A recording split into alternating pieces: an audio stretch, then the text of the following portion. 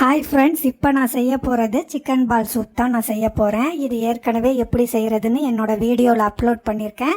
பார்க்காதவங்க கண்டிப்பாக பாருங்கள். இதுக்கு தேவையான பொருள் தண்ணியில் உப்பு சேர்த்துக்கங்க. அதுக்கு பிறகு உங்களுக்கு பிடிச்ச காய்கறிகளை சின்ன சின்னதாக கட் பண்ணி இதில் ஆட் பண்ணிக்கங்க.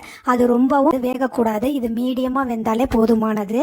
அதுக்கு பிறகு நான் பெப்பர் பவுட்ரு, சிக்கன் ஸ்டாக் பவுடர்லாம் நான் கலக்கிறேன். அதுக்கு பிறகு நான் கார்ன்ஃப்ளோர் மாவு ஒரு 3 டேபிள் ஸ்பூன் எடுத்து தண்ணி விட்டு கலந்து இதில் ஆட் பண்ணிக்கங்க.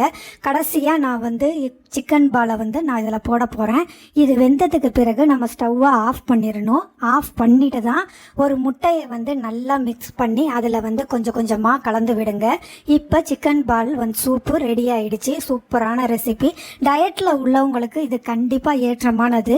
ட்ரை பண்ணி பார்த்துட்டு எப்படி இருக்குன்னு சொல்லுங்கள். கண்டிப்பாக மறக்காமல் என் சேனலை சப்ஸ்கிரைப் பண்ணிடுங்க.